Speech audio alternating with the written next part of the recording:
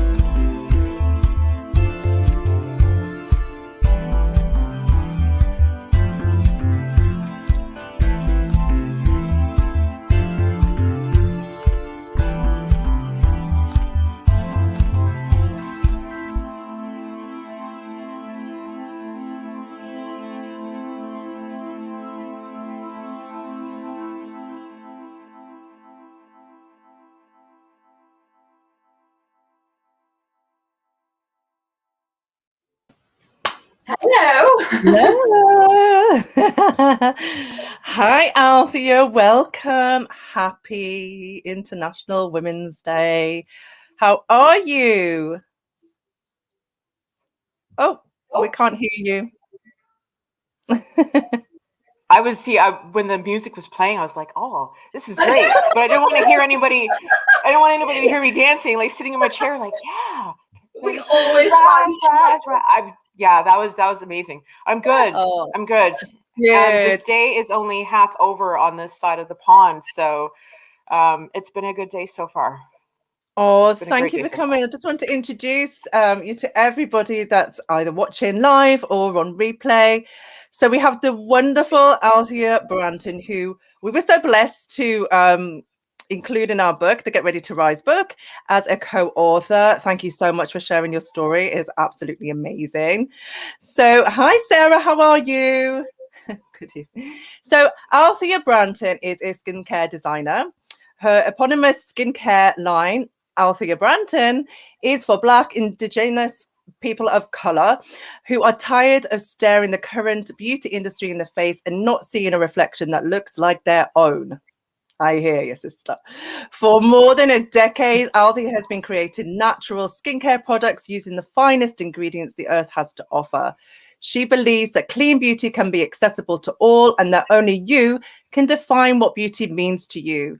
When Althea isn't dismantling Eurocentric beauty standards, she loves to sing along to Hamilton, create building block towers with her mic drop child, and eat all sorts of chocolate. Nice. Oh, that's a lovely intro, isn't it? Yeah. So we had the pleasure of interviewing. We are launching our podcast like today over to tomorrow. We're drip feeding it out, and we had the pleasure of having you on there the other day.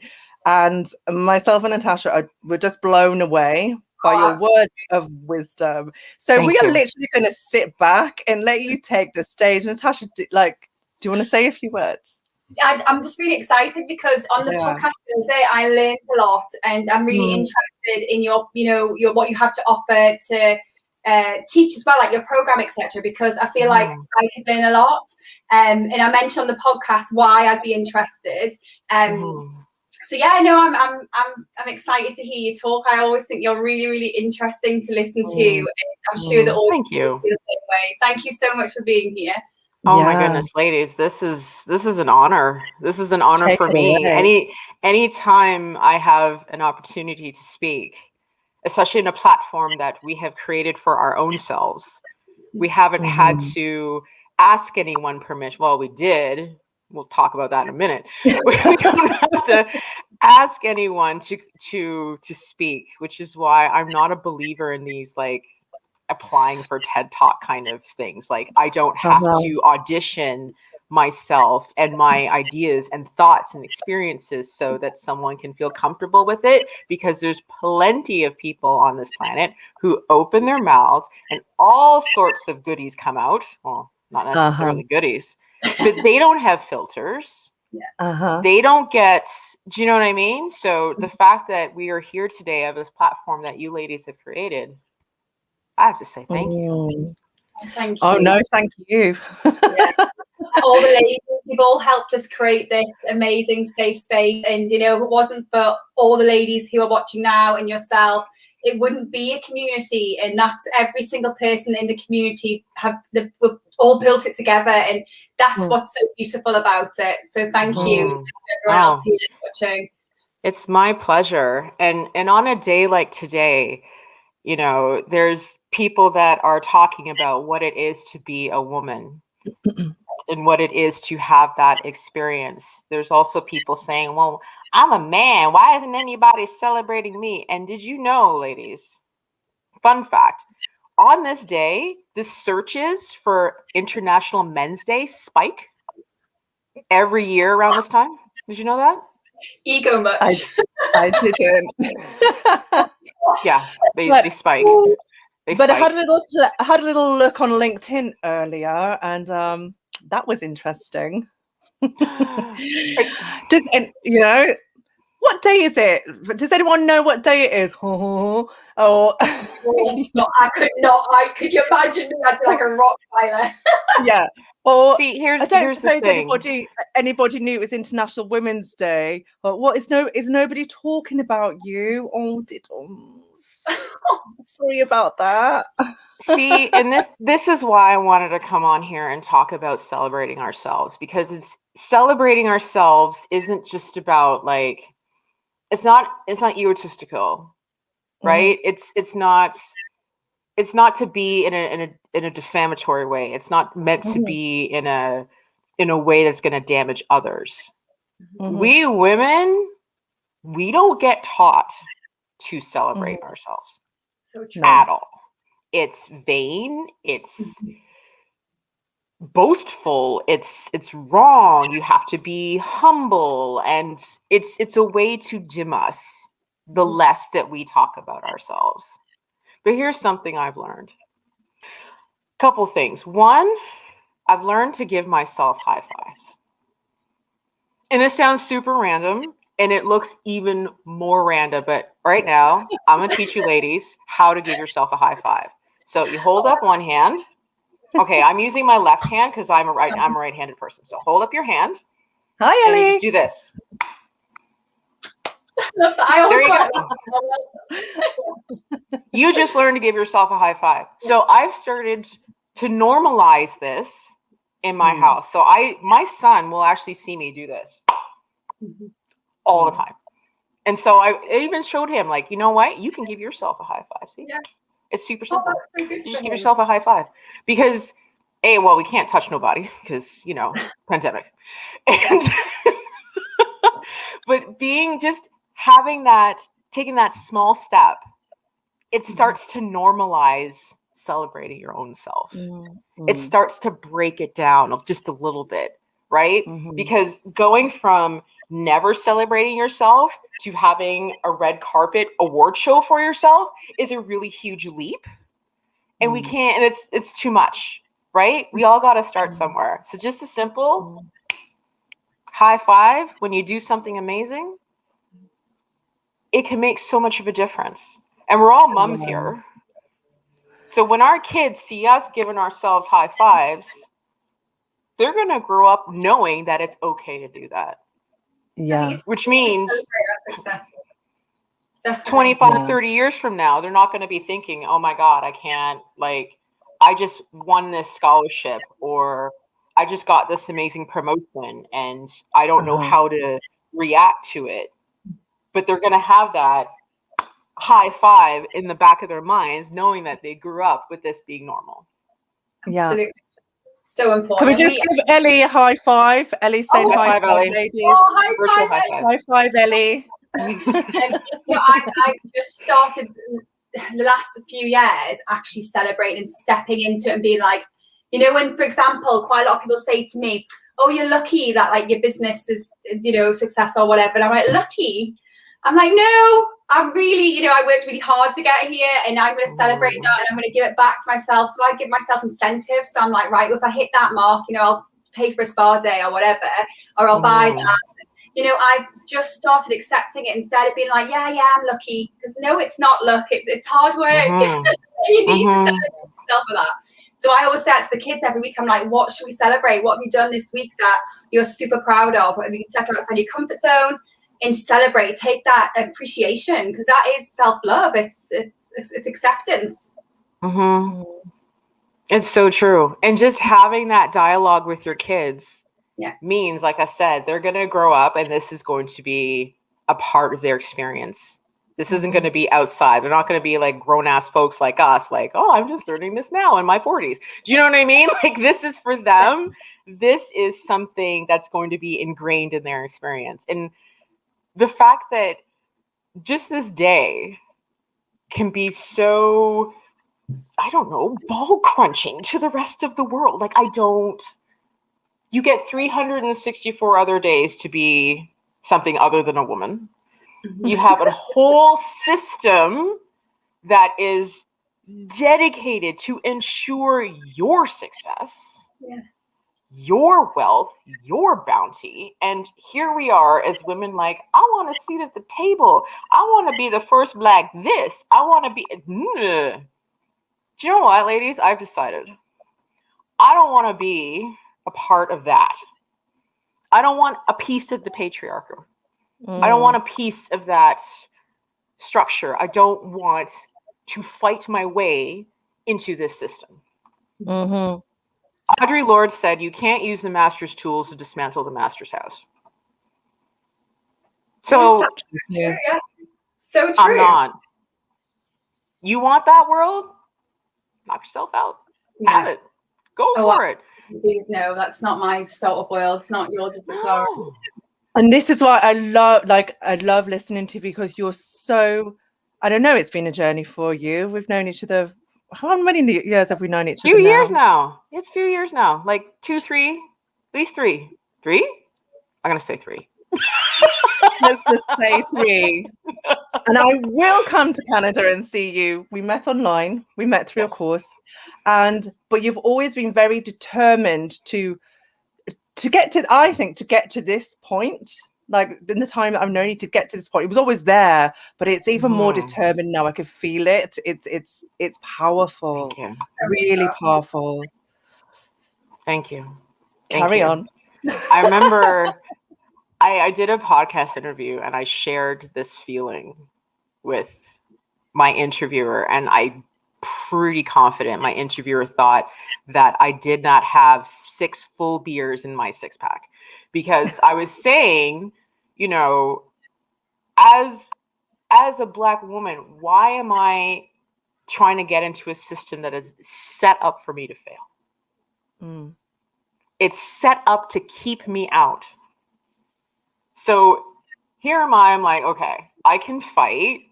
And I applaud the people that have come before me and that will continue on this path.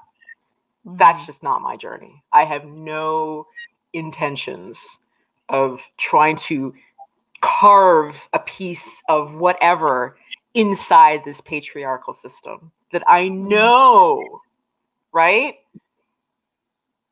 When Black Lives Matter started becoming a thing last summer, and I don't say thing like in a derogatory thing, I mean like it was like a thing.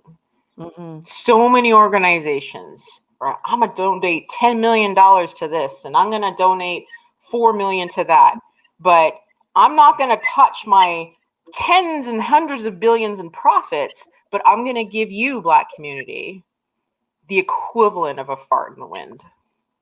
No. Keep your fart. I can make my own. Yeah. It's not necessary. We women, we're creators by nature.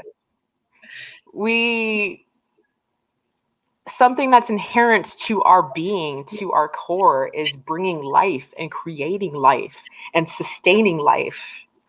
So why are we literally trying to beat a dead horse? Forget it. I'm not doing it. I'm going to be over here high-fiving myself and creating something brand new. Absolutely. And that's so needed, though, isn't it? It is so needed. And we have the knowledge, we have the capability, we have everything that we need right now to do this. We just have to put aside like all those blog posts, like, did you see her in that dress? Ooh, she wore it badly. Like, come on now, people. Who cares? And by the way, why are you wearing dresses? Where do you have to go? Well, we only have to look at what's happened, you know, over the past 24 hours with, you know, the Meghan Markle versus the royal family episode. It's just absolutely absurd. Yeah. It's absurd. And it's going to, that poor woman is going to get absolutely dragged. Yeah, she's going to get dragged through it just because she, you know, dared to speak. Literally, because she had a voice, and she had power herself. She was courageous and she was strong.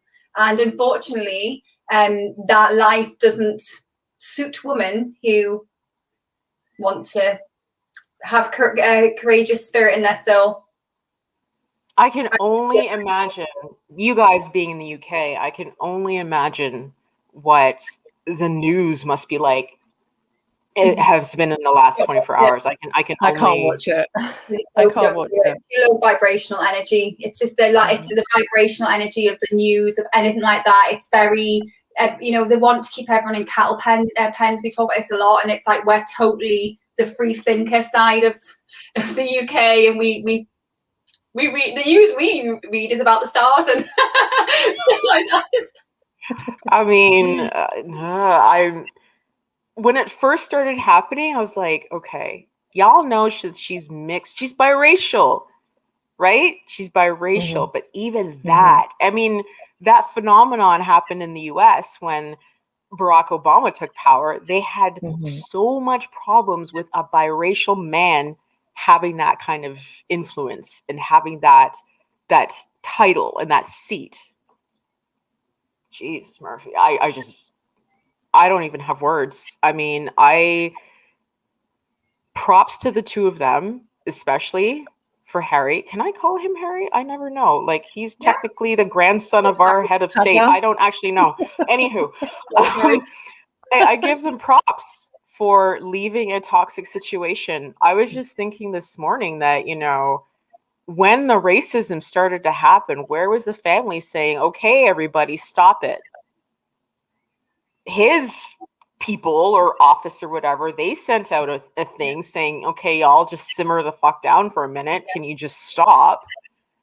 But it didn't come from the rest of the family, which I think is super telling.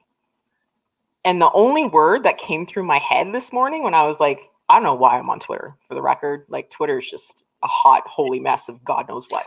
But I can't go on that platform anymore. I literally right? It's just abandoned oh my God. Twitter it is gives me just hives. Yeah. Twitter's just a cesspool of God knows what. But the only thing that came up in my head was colonizers.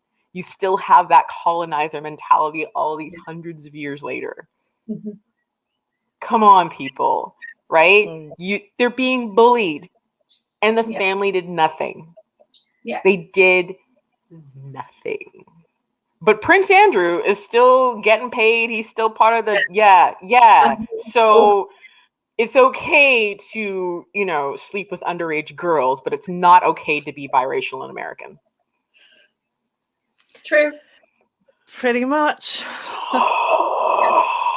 So living in this former colony, well, Canada's technically a dominion because our head of state is Queen Elizabeth II. So on behalf of all of us, we're all over here like, what the eternal fuck is going on? Just saying. It's disgusting. It is. It's absolutely disgusting. But they will make it. They will make it because they love each other. Yeah. And that's it. Harry was always supposed to not be in the royal family. He was always so normal and canny and nice and naughty. You know, when he was in Vegas at the window, I was like, oh, I love you. Harry's my favourite. He's my type of man. You know, he was always just the rebel. Like, normal, what you should have been doing at that age. And sometimes being the rebel, you're looked at as, oh, you're a radical, you're this. I mean, I apparently am the black sheep of my own family. I am rebellious and I had satanic tendencies as a teenager. So for being satanic, let me put this into context. In high school, I played 2 sports. I was in junior achievement. I was on yearbook committee. I was in the environmental group. I worked a job 15 hours a week, but somehow I found time to worship Satan. So. You're a busy lady. I was very busy. Right? Right? And here you are, turning up wearing red. And I'm wearing red. What? I didn't even realize that. Oh man. Here's that 666 right here. I can see it. I can see it on your head. Do you still do that? Do you still do that? But as soon as we speak up, if you are witnessing something and you speak up and you speak out, then there's something wrong with you because we're all just supposed to fall in line. Especially as women, we're supposed to stay silent. We're not supposed to speak up about the injustices that we see. I saw this thing on Instagram, which I want to say this. Instagram is becoming my new muse. I'm always seeing these posts that are just like, oh, this is super inspiring. Yeah. So I saw this post on Instagram that said, people are mourning how long marriages aren't lasting as long as they used to. And then on the flip side of that was, well, women back then didn't have the courage to speak up and speak out about things that were happening to them. They were told that it's okay to, you know, undergo financial abuse. It's okay to have your husband beat you or have your partner beat you. You're just supposed to just forget about it. And that was the norm, that if you like took the kids and left, there was something wrong with you. But now women are like,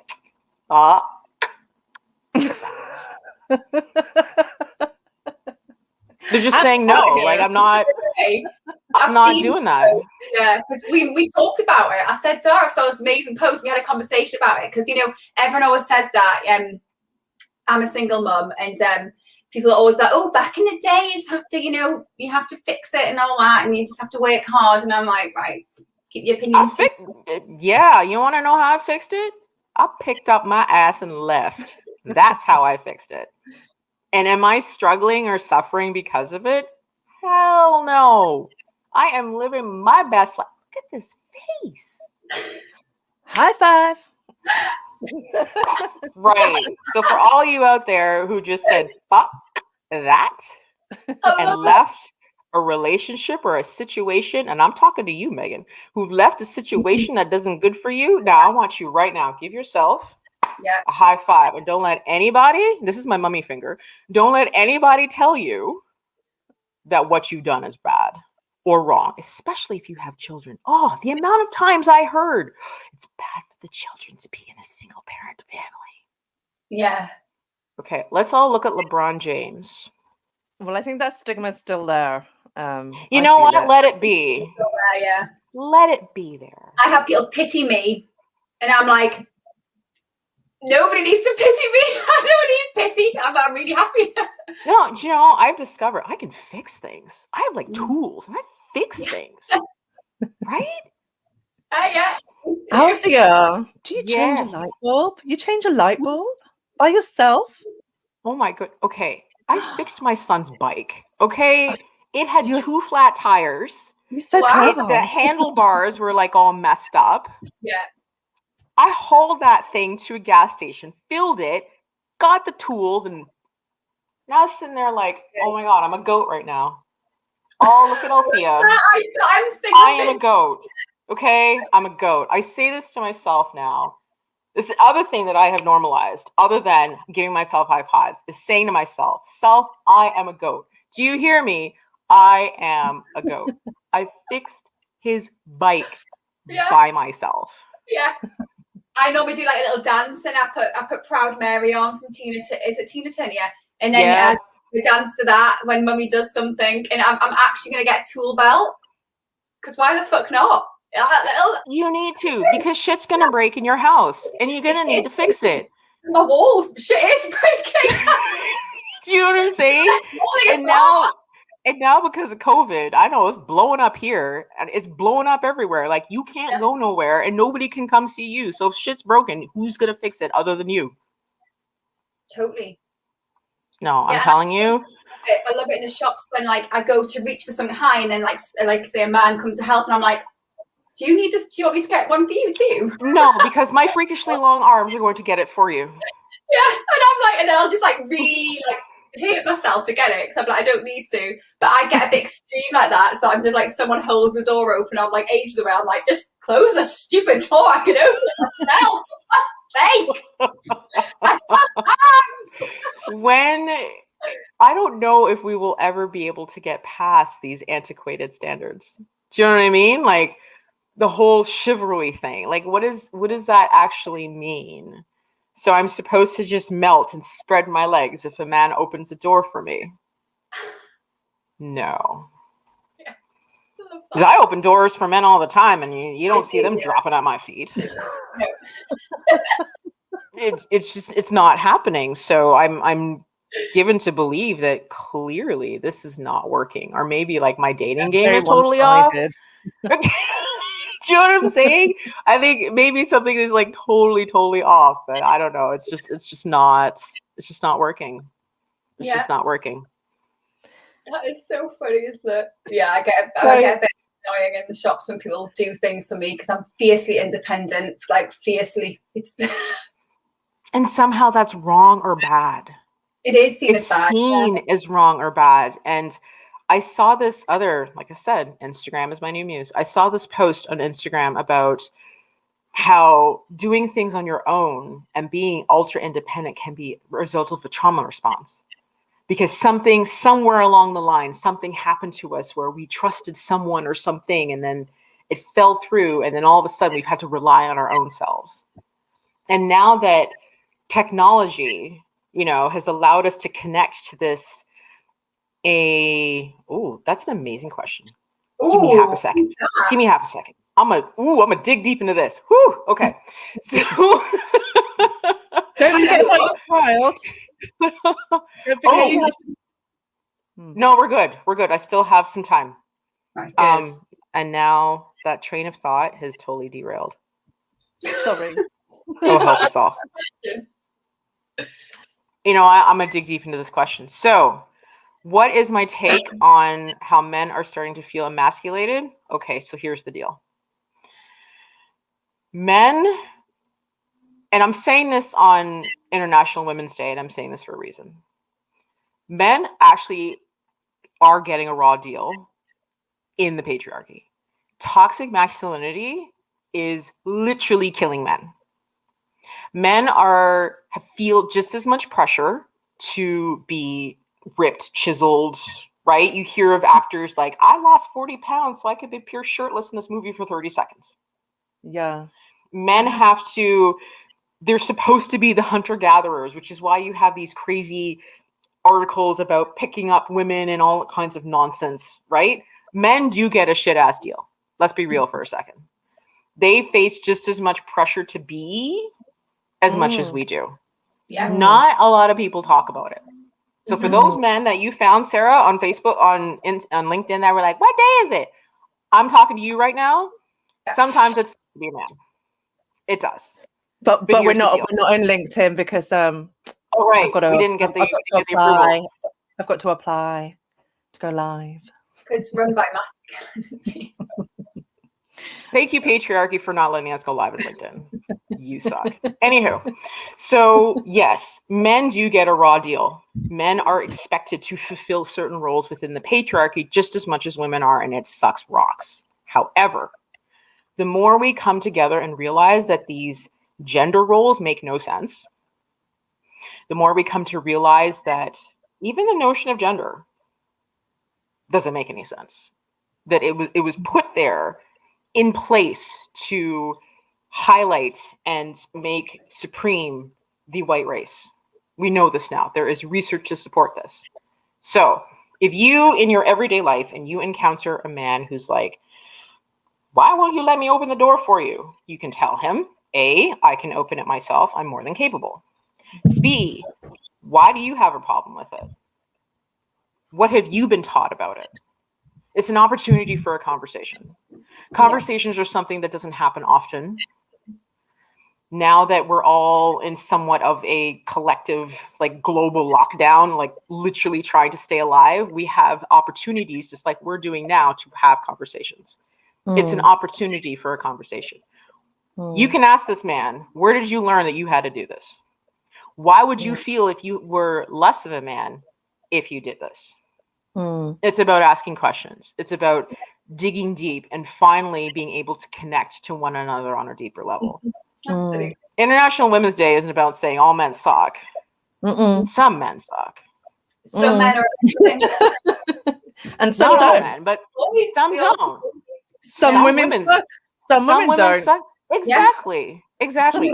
So for the record, there are people out there who actually suck. But the deal is it's an opportunity for a conversation. It's an opportunity to explore. If you do not have that time or chance or opportunity to explore this in a conversation, find one. Because conversations like this is where progress and change takes place. Absolutely. And understanding. And understanding too, because like I said, men have a raw deal. I see sometimes in my travels, like I've read those like men's health type articles that are like, you have to do 60 days to have the 6-pack and the woman will love you. It's like, okay, that's nice. But over time, that 6-pack is going to get drunk. And it will turn from 6 down to 3 to possibly just 1 large keg. And then what do you do? What are you left with? I just think as a whole, as a collective, all human beings, we should just literally step into who we are and not feel like we need to read magazines like that. I mean, I can't even remember the last time I picked up any type of magazine that's on a shelf, because they just all feed you high expectation. It's all like fitting in the box. And I think that goes to men and women. And I do feel very sorry for men, because, you know, it's only just recently that they've actually been allowed to show emotion, or else they'd be called all sorts of names. And I'm raising my little boy the same as I'm raising my girls. And that's a pure love and unconditional love and compassion and understanding and emotion and expression, in the hope that he will not feel like he has to be anything but himself. And I'm very big on that, because I do feel very sorry for men. And when I see a man who is crying and expressing, I'm like, hallelujah, those parents really raised him right, because he is expressing and he's not bottling up, because that's when it's bottled up, that's when mental health starts, and that's when relationships split, and etc. So, you know, the best thing that we can do raising boys is just equality. It's if you have an emotion, you express it. Simple. It's about learning how to create space for our own selves and learning how to create space for other people so that they can express an emotion. Expressing an emotion is not a sign of weakness. It's not a sign of any kind of strife.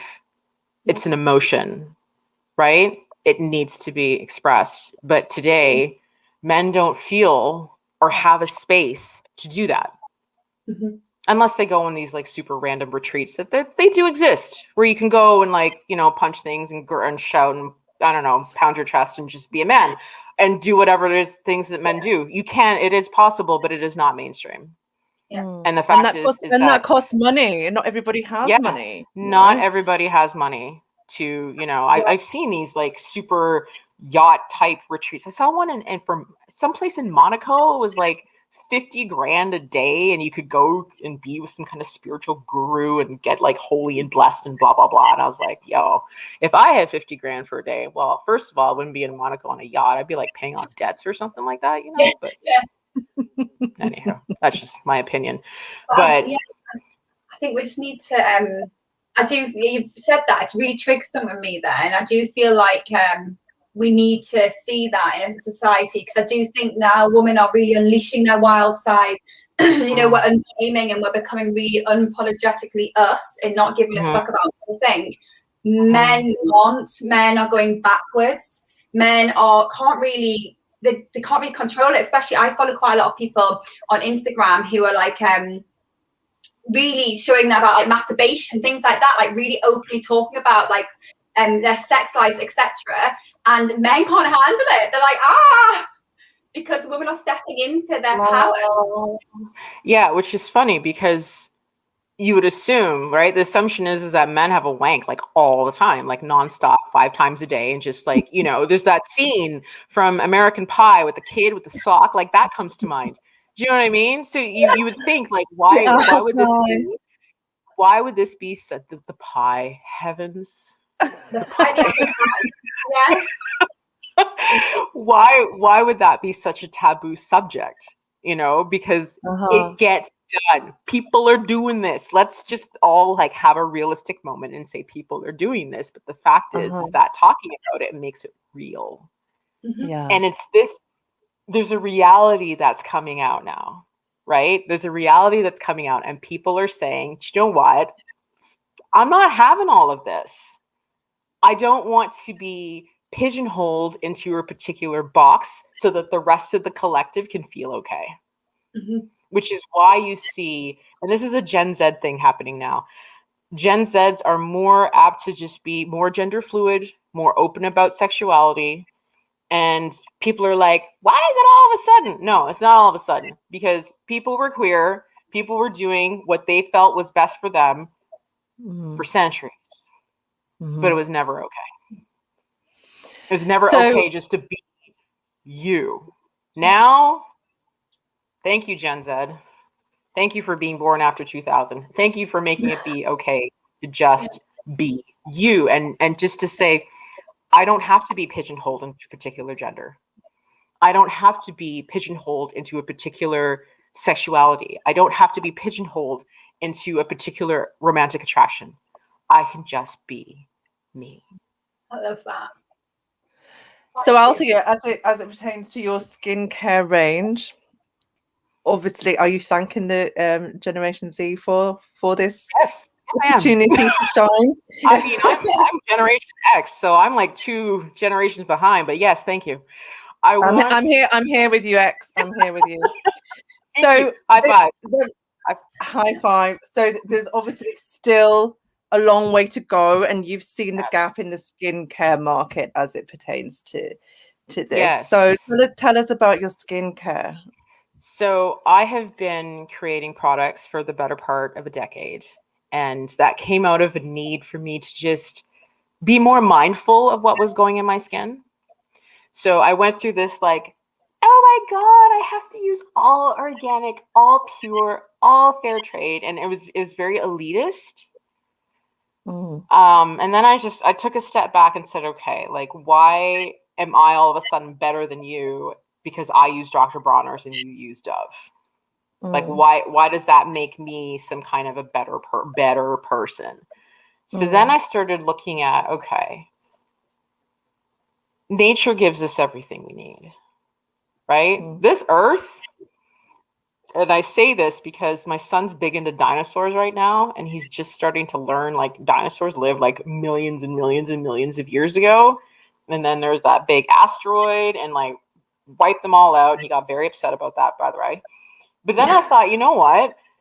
The earth has been here. The earth survived after that. The earth regenerated itself long before our behinds were here and started doing all kinds of weird and wonderful things to this planet. The earth gives us what we need. Indigenous peoples have been on this land for centuries and centuries and centuries, and they lived off the land. So my skincare line is going to honor that they lived off the land and they were just fine. And they lived off the land in such a way that they regenerated themselves. And the second thing I want it to be about is I want it to be a revolution. Because of the patriarchy, and we all live in this, men and women and those who consider themselves to be gender fluid, non-binary, etc. We all find ourselves in this patriarchal system, and the patriarchal system has dictated a very Eurocentric beauty standard that we all have to aspire to. Thin, white, cisgender, able-bodied, heterosexual, female, between 20, no more than 25, long hair, no ass. That's a shame. Yeah, that is a massive shame. Like, after everything. Yeah. Right? Yes. But I think that's changing now, you know. There's a lot of implanting going on. There's a lot of I have what I got for free, people. It's free. All 48 inches circumference of it. That's free. Yeah, but if you don't fit into this standard, you can take a pill, you can green yourself some juice, you can do this exercise plan. Everybody has something or other so that you can fit into the standard. The amount, as I was developing this line, the amount of anti-aging stuff that I have come across has made me sick to my toes. Listen, you're gonna get old. Spoiler alert. Your ass is gonna get old. Yeah, sucks, right? You're gonna get old. Your face is gonna have laugh lines because why? You had a laugh. I think it's beautiful. I love laugh lines, and I wrote about this not long ago, and that's what I capture in photography. I want to capture that. Like, I hate it when people are like, I'm like, no, like, laugh, let it out, like, get your teeth out, like, you know what I mean? Smile. You have wrinkles here because your ass smiled. Well, right? All of these things, like the frown lines, it means you were expressing emotion at some point in your life. But somehow we want to hide that, right? We want to make ourselves so we don't move and we still look. Listen, I'm not going to look like what I looked like when I was 16. Because here's a funny fact. I'm actually not 16 anymore. Yeah. So no, I don't make things for anti-aging. I don't believe in anti-aging. You're going to age and you're just going to have to deal. And I want this line to be about dismantling those standards. Because how I show up in the world is going to be different from you, Sarah. It's going to be different from you, Natasha. It's going to be different than anybody else on the planet. But I still need to wash my face. I still need to moisturize my face. I still need to take care of myself.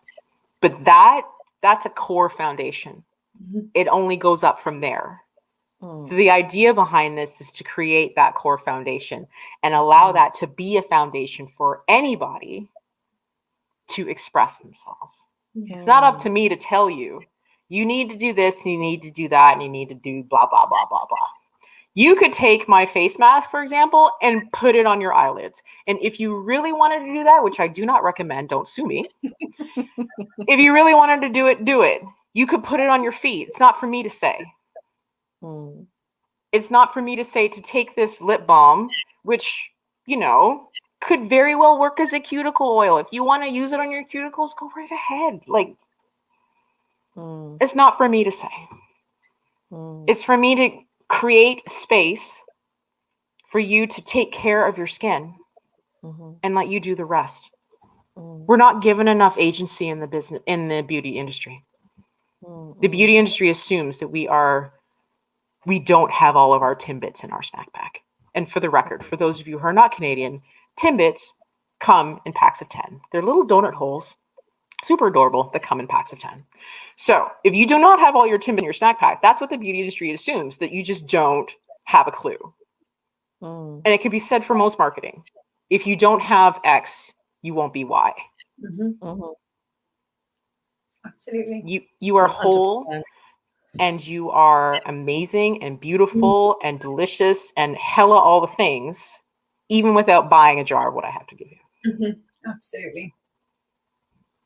And that's so I want my line to be a revolution. That's beautiful. And how many products are you planning to have in your line? I don't know yet. My line is still in development. Evolving. It is evolving. I keep going back and forth between face and body. I want to do body because when you hear skin, okay, I'm going to try this experiment. When I say the word skincare, what comes to mind? What do you think of? My skin. Face cream? I think body. That's marketing, isn't it? Yes. When you hear skincare, you think face, right? But newsflash, you have skin all over. So yeah, right? And some of it is different textures. Did you know, fun fact, you have no pigments in your lips and no pigments in your hands and no pigments in the bottom of your feet. Bottom of your feet and your hands have no sweat glands. Really? Your skin is a pretty amazing organ, but the only thing that anybody gives a hoot about is this. Yeah. And I did a ton of research into body, like body care. And all it was shower, moisturize, tumbleweeds and crickets. And that was it. And I was like, okay, you want me to plump and inject and exfoliate and microdermabrase my face, but you don't give a fucking a donut about the rest of me? No. I have such like with my skin, like my whole body, I exfoliate every other day. I make my own exfoliation. I take massive care, but I make it all myself. Absolutely love it. It's like a habit for me because it's just the way it feels after. It just feels amazing. And I've got ridiculously dry skin to the point where I have to apply cream 3 times a day. And it feels fab. I do it to the kids too, and it's so good for circulation. It's not just for the appeal, it's like the circulation. It's like getting rid of old dead skin cells, like getting that collagen and boosting that collagen naturally.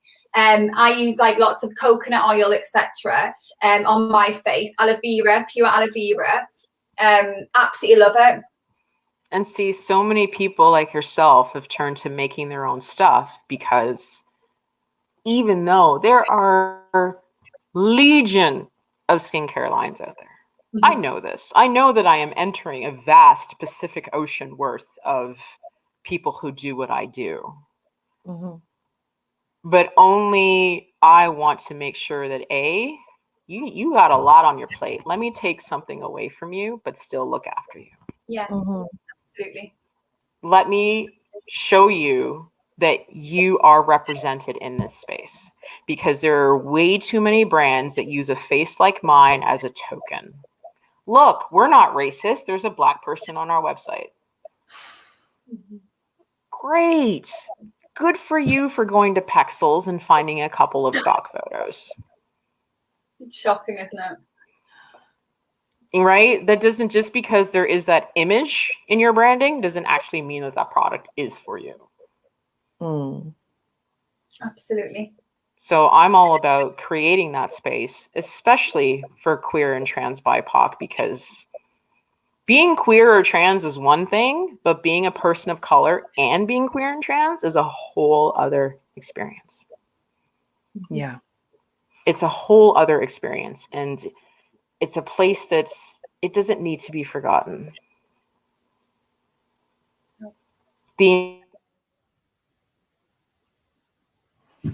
By Black trans women, which is a little teeny fact that people tend to forget. Black trans women started this movement more than 50 years ago. So, in their honor, I want to create this line that just says a big, not having it, and I know this is a bad word in the UK. We're not having it anymore. We don't need to sausage ourselves literally into Eurocentric beauty standards. And I also want to say that men have this problem too. Yeah, there are Eurocentric beauty standards for men, that men are killing themselves in the gym, pumping iron, drinking the shakes, and doing all kinds of shenanigans to fit into the standard. So true. No, it has to stop. So my line will be a revolution to say, you need to take care of your skin, but you also can be you doing it. Beautiful. Oh, I can't wait. Yay! Neither can I. I can't wait. I can see it already. It really is, and there's not anything out there like this. So you're going to create a movement, and it's so important that you keep on voicing this and keep on showing up and using your voice for movement, because it's so powerful and so important, and someone has to do it, and someone has to do it now. So thank you for being that light, because that's beautiful. Thank you. So for those who want to know, another way to celebrate yourself is this. Start right now to recognize when you shine, what that feels like when you shine, where you shine, what circumstances make you shine. So high fives your own selves. Call yourself a goat. Repeat after me. I am a goat. And for those of you who don't know what GOAT is, it stands for greatest of all time. I was just nodding my head. I was like, yeah, okay, whatever floats your boat. Yeah. Right. Do you worship goats or something? No, I don't worship goats. I thought it was barring or something in a second. No, it stands for greatest of all time. Amazing. Right, so that's our new thing now, but we're gonna have to explain it to everyone. Yes. So for those of you who have no idea what a GOAT is, yes, it stands for greatest of all time. So if you want to call yourself a GOAT, there's even, if you have a smartphone, there's even GOAT little emojis. You can start using that. But it's important to just even start that process of seeing when you shine. What does it feel like when you're shining? What does it feel like to, and it can be something as simple as like, you know what? I got the kids to school today and they're alive and they haven't fallen on their faces. Just something as simple as that. And as moms, like, even I remember a time where I made a stir fry for my son and he ate it. I was like, I would love that. I just won the World Cup, right? I was so happy and so proud of myself. Yeah. If you go on my Instagram feed, on my Althea Branton Instagram feed, and you scroll down far enough, you're going to see a picture of mac and cheese. And it was the day that I put 5 vegetables into this mac and cheese, and my son ate 3 bowls of it. And I was just like, it's a win. I'm a goat. Exactly. I am a goat. Yeah, because I get the struggle. None of my kids eat, except my middle child eats. She eats anything I feed her. My other 2 forget it, right? But and I'm all right about saying it now. I've gone past I've been in motherhood nearly 12 years. So I've gone past like being worried what I'm saying in front of other mums. I'm just like, actually, 2 of my kids don't eat anything but like super noodles and pasta shapes. My other one's great, so it's fine. She just eats like salmon and steak and all sorts. And yeah, so I get that. Like, I get the feeling when you try something, you're like, oh God, that's something nutritional. Amazing. I know. And like, when you see them eat it, you're like, oh my God, I'm winning as a mother. I am winning. Yes. I'm winning. My son eats everything. I'm so blessed that he just eats everything. Amazing. I don't know whether I'm blessed. My pockets are not blessed, but he eats anything and everything. Well, see, this is a good thing, right? It's a good thing. I'm not there yet. Like, I have to like MI5 nutrients in vegetables into my child's food, right? And they smell it and stuff. Yeah. So like, I made a pizza sauce the other day, and I was like, let me just put some spirulina in here. Yes, so did I do in my bolognese. So my dear child, my son, if you're watching this 10 years from now, I did put green powders into your food so you could get some nutrients. I love spirulina. He'll thank you for it. I hope so. I hope so. He's growing like mad. Like it's nuts. So well, it's the spirulina. It's like absolutely insane for you. It's amazing. Like it's complete protein as well. It's beautiful for you. I need to start taking it again, but like necking that in the morning. Why not, right? Thank you, Sarah. Thank you so much. It's so nice to see these things pop up. I'm like, people are listening. That's so cool. Thank you. You like the pop-up thing, so okay. I do. That's really fun. Oh, look, you put it all out there now. Go on, sorry. Yeah, that's totally fine. But also normalize the fact that everybody can open the door for everybody. It's not like if someone opens the door for you, it's not a marker of like, oh, this person is just even that much better. Right? Like we have, especially, in the kind of hetero romantic sense that if a man opens a door for us, that means he must be a good mate. No, he's just able to open a door. Yeah. That's so true. So true. Oh my gosh. Yeah. Right? And you don't know what motives are behind it. I mean, no. I'm going to admit, I quite like a door being open for me, but that could be man or woman. I like it when I physically, like, I got too much crap in my hand and I can't get the door. Yeah. I mean, I'm fully able. Like, it's fine. I'm fully able. Yeah. If I've got but I also think I'm a door opener. Do you know what I mean? So it's just like a mutual exchange. Well, you can right. Me. I don't think too much about it. Yeah. Like I have had conversations when I was young and living in Toronto and kind of on that scene, having conversations with my girl. I was like, oh my God, we were at the club and like he opened the door for me. And I was like, oh my God, he's so nice. And then now that I'm thinking about it, like, oh, help. It just means that he has the musculoskeletal ability to open a door. It means nothing else.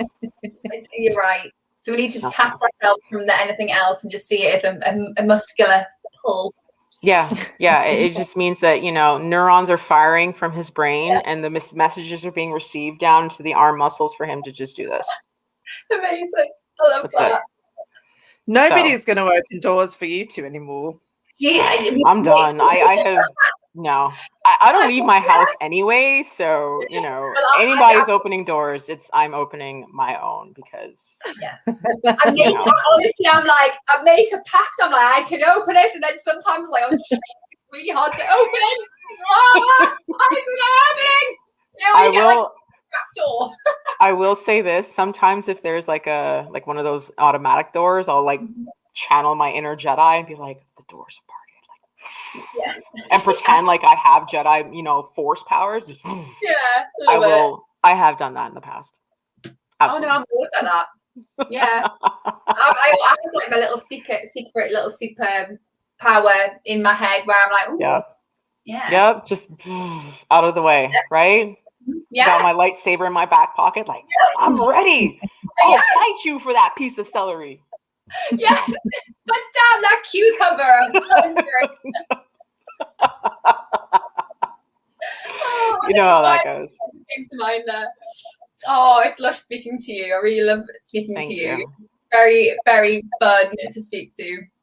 Thank really you. nice. Thank you. But in the UK, it's bedtime. My son will be thinking it's Christmas because I was like, you can watch a cartoon, you can watch some cartoons, and he'd be like, it's funny. This is how amazing technology is, because it's just after 2 here, and I totally have to remind myself that you guys are actually like, it's nighttime now. So the sun is still shining bright. It's an amazing thing. My son is just learning now about the earth and how it works and the spinning. And when I tell him like it's across, like it, you know, daytime is different parts of the world, it's just like, so put your little ones to bed. Ladies, this has been an honor. I mean, we live in hope, you know. No. This is the start of the bedtime routine. We could go on for like 12 o'clock at night. Honestly, we really, so last night, obviously, like Zara and I practically did it all nighter to get work done because we're so busy, you know, with like kids and stuff. So tonight I was like, we're on the phone early. I was like, right, tonight, right, we really need to try and sleep, hun. Like, we really need to try and have a night and sleep because like it won't be healthy. So we're going to try. Like, the funny thing is as a mom, and especially as the solo parents, the amount of things that we get done in these pockets of time we have, I don't know if people recognize or understand what that's like, right? I remember when my son was born, I was trying to launch a line of soaps, and I built a website on my phone when he was having a nap. I don't know if people get just what can be accomplished. So when like you go out into the world and you say, I'm a mom, and people are like, oh, you must have it easy. No, it's not easy. It's impossible. If I can build a website on my phone with a 3-month-old napping in my hand, I'm going to tell you right now, this is letting me know that I'm going to see what I can do. Yeah. Because if I can do that. Yeah, absolutely. You can launch your own skincare range. I can launch my own skincare range. About women though, I feel like you know, obviously we have a lot of mums in here and mums in business, and there's something so unstoppable. Like, you know, you get up a couple of hours before them, you work, you find pockets of time. You know, we've done the whole host of things. Our kids are all back now, thankfully, in the UK. There's something like the energy from women when they're mothering and they're keeping a house and, you know, and just working full-time jobs. It's pretty amazing, actually. We need to, being an International Women's Day today, I want to give thanks to you all. You're all like goats. You're goats. It's a total goat thing to do. Yeah, it's really hard, actually. But we're very honest with that. We're like, yeah, no, it's some days it's really hard. Some days we like fly through and we're like, oh, this is amazing. And others, actually, you sometimes cry. And it can be hard, and your kids can eat microwavable meals, and you know, you have no milk in the fridge because you're just trying your damn best. You're trying to tick every single thing off your checklist, and you know it's what it's like having a busy business. You've got to click them off. So yeah, I admire you all, and even if you haven't got children, I admire that as well, because I think that is fantastic if that's your choice. So and I always talk about this, we always like would you do this? So yeah, I think every woman in their flesh is absolutely amazing, and just I also on this day want to give a shout out. Thank you, Sarah. I want to give a shout out, Sarah, to women like you who don't have kids, because the reality is as a woman, you do not have to have children. It is a choice that you make. We are pressured. Part of the patriarchy tells you that your only purpose in this life is to be some kind of copy your fax machine. I said fax machine. Oh my God.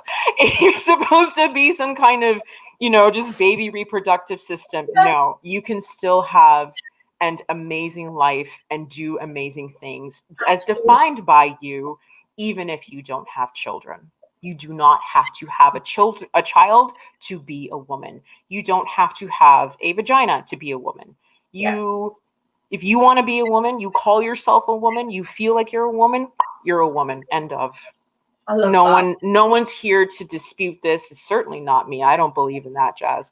I have posted across all my social media feeds, trans women are women. Yeah, absolutely. I don't want to hear anything else about it. Boom. Trans women are women. End of. We can do amazing things. Beautifully. Absolutely. Have you tried that on LinkedIn, Althea? I put it on LinkedIn. I did. It's my to LinkedIn. How does that go down?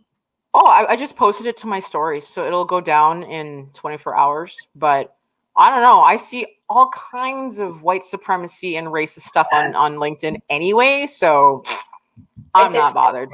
That's why I'm not on it. Sarah Roberts just said, thank you, that means a lot. We do get judged too. So what you've said there was so beautiful. And Sarah, I hope you know that we all feel that way and that we would never ever judge that at all. I can imagine we all get judged, don't we? We get judged if we choose to have children, we get judged if we don't. Unfortunately, going back to what more of this talk is about, you know, that's exactly why. And you know, it's your decision, it's your choice. And I actually think it's quite empowering to be like, no, actually, I don't want children, or I can't have them. That's fine. That's your decision. I definitely grew up. I'm going to just say it here now. I had children really young. I wanted children really young because that's what I shut the door. Don't want to damage any children tonight. Fair enough. I thought that's what I had to do. That's what I generally thought I was put on this planet for. It was to be a mother and nothing else, and to be a really good housewife. That's just what I thought. But it doesn't. They said make a good wife. It doesn't mean that you love your children any less. Oh, no, not talk notice now. No, I love right? It doesn't mean that you love them any less. Yeah. I mean, I had my son on my 39th birthday. It was a crazy birthday. It was a birthday that's still kind of fuzzy because of the morphine and the emergency C-section. It was a very Grey's Anatomy kind of day. Yeah. But it doesn't, and I don't want any more. My son is literally a mic drop. Born on my birthday. He has 2 sets of dimples. He has dimples here and he has dimples there. He's happy. He's fun. He smiles all the time. He learns. He loves to learn. And he loves dance parties. Oh my God. We have dance parties all the time. It's amazing. I don't want any more. Right? And I remember when the day he was born, the nurse comes in. He's 4 hours old. 4 hours. I had just woken up from the anesthetic because I had him by emergency C-section. And the nurse is like, when are you having your next one? And I'm like, can I just get through the day? And can you also bring me some ice chips? That whole notion of like, this is what we're just supposed to do. No, nobody knows what we're supposed to do. We don't even know what we're supposed to do. But it's time for us to give ourselves the space, the agency, the permission to figure the fuck out what it is that we can be or do or grow how we want to show up. Absolutely. I'm sick of like seeing like if you wake up at 5 a.m. you're going to be more successful. If you have a morning ritual, you're going to be more successful. If you do X, Y, and Z. Sarah, you and I signed up for a blueprint that was supposed to get us to $10,000, pounds, whatever, in 90 days. And let me tell you, that was a huge fucking failure because it did not work. That was an interesting quote, let me tell you. But you know, sometimes when you go through these things, you learn what not to do, right? Oh yeah, absolutely. So I see these things as great. It's a great lesson, you know. I would recommend the person again, but yeah, great lesson. Massive lesson. Yeah. Let's not say anything else. No, that's it. That's all I'm gonna say. It was shite. It was shite. That's Canadians, because that's what we say, shite. Is that Canadian? You know, it's not. It's not. The only reason I say it is because I watch an inordinate amount of British TV. Yeah, I watch a ton of British. Oh my God. I used to watch Coronation Street. Did you know, fun fact, right? Canada has the largest Coronation Street following outside of the UK in the world. Oh yeah. Like there used to be pre-pandemic, they used to be like these like festivals that would pop up, and like they'd send like a cast member over, and people would like, I went to a couple of these. You would like line up for days just to like meet the cast and stuff. Oh yeah, Coronation. I don't watch it anymore just because who has time? It's those police dramas. You know what it is? I'll tell you what it is. Yes, the police dramas are good. They're good at the Vera is They're good. good. Yeah, have you seen Vera? No. You need to watch Vera No. because around here, and the man who lives just opposite me is a director. And it's amazing, and it's so beautiful because it's all like the Tyne Valley and like Durham, and you know all like that. Wow. And she's a great character, Vera, and yeah, the chemistry's quite. I like the chemistry of everyone and stuff, and he's very talented, and it's this fab. So yeah, I recommend you watch Vera. Line of Vera. Duty. Okay. Oh, Line of Duty is amazing. That was trippy. That and I watched. I'm on the second season of Liar. That's getting me right here. Is that when you?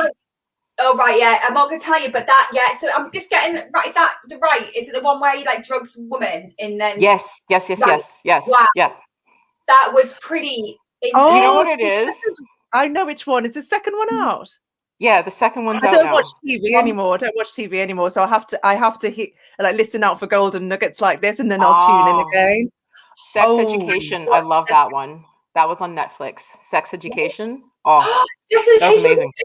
It was that so was amazing. English. That was very English. And do you know what it is? Right, some of the schools around here are very like that. You know what? One of the things I love about British TV is that people look like you and me, right? Over on this side of the pond, everybody is, and everyone's had something done or pricked or preened, and like Young and the Restless, for example, is a very well-known soap opera. Everybody in this soap opera, they're all millionaires or billionaires, but they live in the middle of Wisconsin, which is like literally like farms and cows and cornfields. Like, how many billionaires do you know that live in like a countryside? Do you know what I'm saying? Like, it's so unrealistic. But British shows, people, they look like you and me. They haven't had, well, maybe some of them have. Like, I've seen Love Island.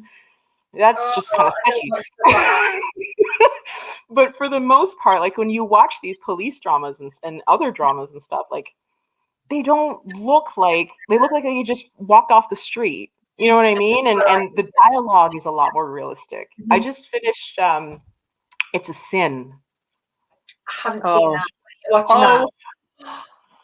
I was emotional for 4 days after that. Like I felt like I'd lost my best friends. I haven't watched anything like that was so gripping and emotional for a long, long time. It was genius. Absolute genius. So that's it. I'm gonna write it down. It's called Sin. It's a sin. That's definitely sin. Now it is not the kid friendliest thing in the world. Unless you have that conversation with them beforehand as a parent, it's totally up to you. I know it's not something that I would show to my almost 5-year-old at this present stage in time, but it is, wow. It's perfect. But I have to say, Sex Education was my favorite. I love that whole relationship. That's how I mother my children. I'm really open, and I'm always like that mum. And I love that. And I think my kids might find me quite annoying when they get to teenage. I'm like, come on, tell me. Or can I talk about this? Yeah, because I'm very open, aren't I? Watching that show has kind of shaped the birds and the bees conversation that I'm going to have. Like, sex can be for pleasure. You can enjoy it. It's not painful. It's not a chore. It's not a tick in a box. That's a key thing. I have to learn that for myself. Never mind anybody else. It's not, you don't just tick a box, right? Like, this is a process. It's an experience. It's to be enjoyed. And there's nothing wrong with that. There's too much shame around it. Totally. Right? There's too much shame around it. But that could be a whole other conversation. I want to come back and have that conversation, actually. I could just leave you to it because I'm There's so many topics that I haven't talked to you about yet that I want to talk to you. So we're gonna have to just have you back on. Is that all right? Absolutely. This conversations never end, ladies. Yeah. I just love it. Conversations never end. I You love can when always. I want to keep on asking questions. I love it. It like fills my soul. Like I should really be tired right now, but I'm really invigorated. Like I'm like, wow, this is great. We're going to have to wrap up there. We have been on for like an hour and 15 minutes. Yeah, I know what happened, but I've loved it every second. Thank you. Absolutely adorable. We love you, Althea. Thank you. Really looking forward to. I just can't wait until I get that message in my inbox going, I'm ready. And you give, you're providing a date and like you're all excited to launch. I can't wait. It's going to be amazing. Thank you. Thank you. So for those who are anxiously waiting, and for the record, I have no official date. I'm taking a step back from traditional, very patriarchal ways of launching a business and just allowing it to flow. The quote, if you guys heard this, nature does not hurry, yet everything gets accomplished. I haven't. That's how I'm going about this skincare line. Nature does not hurry, yet everything gets accomplished. The trees know when to sprout. The leaves know when to turn. The snow, goodness Lord, the snow knows when to fall. So you can follow me on Instagram. It's at althea.branton, and that's where I will post updates, news when I'm ready to launch. But I am not. I've actually added your link to the post, so thank you. Thank you, thank you, thank you, ladies. This is such an easy conversation. I'm so honored that you included me as part of your International Women's Day celebrations. Thank you for being here. Honestly, 100%. Thank you. Some good topic for today. I really do. Yes. Lots of love. Lots of love, darling. Take care. Yes. High five yourselves. Often. Let's make it a thing. See you later. Bye, darling. Bye. Bye. Bye.